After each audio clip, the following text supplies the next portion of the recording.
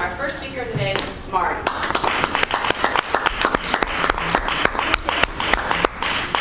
That was an awesome introduction, Sherry, and I want to thank you for that. I'm sorry, I just have to say one thing before. Am I supposed to, I'm going to use my song? Do you say? No, you don't have to. But I can sing if you need a backup. Okay. So.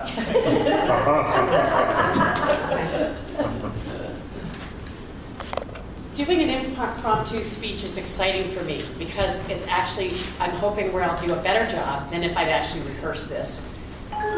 One of the things I mentioned earlier today was that I felt I'd spent my weekend in Sun Valley rehearsing my retirement. And I said that in a sort of a flippant way, but I really meant that. Because what I found is when you get a chance to pull yourself out of your normal life, and especially a 4-day weekend for some reason, I don't know what it is about 4 days for me, but it's enough time mentally to disconnect from where I am. And in Sun Valley, which is a beautiful place, if you've ever been there, some of you have been to Sun Valley, gorgeous place. Not quite as beautiful as Park City, but close. But it's got this cozy feeling about it. It's got a classy, elegant feeling about it. And it seemed like most of the people that were there were over the age of 50. And so I was amongst friends, and I was watching all these sort of semi-beautiful people in their beautiful cars and their beautiful lives, sitting around having beautiful glasses of wine. And it looked awesome to me, this whole lifestyle. And I decided that that would be an interesting way to live life. When you start observing people like this, you start to think that perhaps you want to know more about their life, more about their background. How did they get there? What's their story? How did they get in that Ferrari that they just pulled up in front of the Sun Valley Lodge? Where did they buy those beautiful clothes?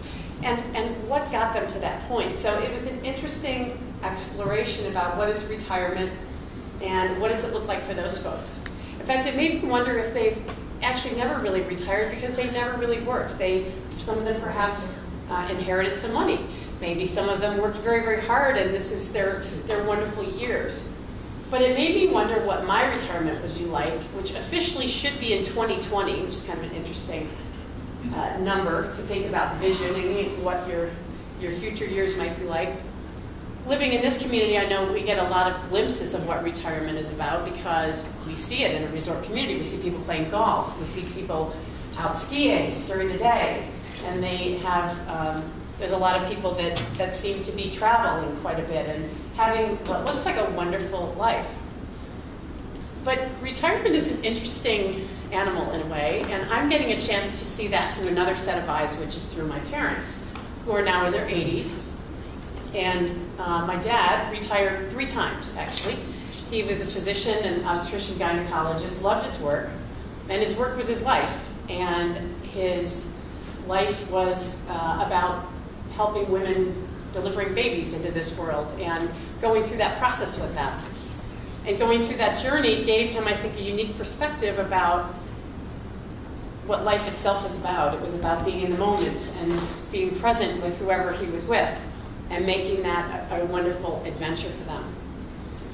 So as he's gone along in these retirements, the first one I think happened when he was in his 60s. He left a practice that was what originally he called socialized medicine, but was managed care, as we all know it today.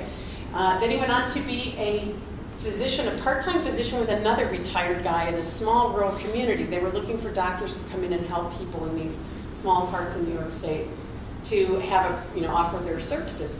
So he did that a second time, and then the third time was working in a women's shelter, trying to help with women who were often battered women who had gotten out of a horrible situation and had come to this facility, a special secure place, and he became a physician for them. But more recently, my dad retired for the final time, and it's been really hard to watch that. Like, what do you do with this? If what you love you can't do? And it gets me very emotional because I'm watching his boredom. And I never want to be a bored, retired person. So a part of me looks to that example and says, you know what? I don't know if I ever want to stop doing things that inspire me and things that take me into something that teases my mind, or like a Toastmasters group that lets me get out and speak my piece and be with other people who are alive and vibrant and energetic and have ideas to share with others. So when I think about what that retirement may be, and I have no idea how long I've been talking, but any idea, Jan, that you can share on that? 4 or 5 minutes, perhaps. One of the things that I think about with retirement and rehearsing my retirement is starting to think now, through the examples I see around me, of what do I want my retirement to look like. And it's something that you all might want to think about, because we live in a bit of a paradise here, and it looks all glamorous and fancy and fun and active, but when the physical abilities go away or the mind starts to shift, it's important to find things that bring us joy. And sometimes we need to identify perhaps those hobbies, those interactions, those places where we can spend time with others that will make our retirement a lot more fun. I'm looking forward to 2020, and I look forward to seeing all of you there. Thank you.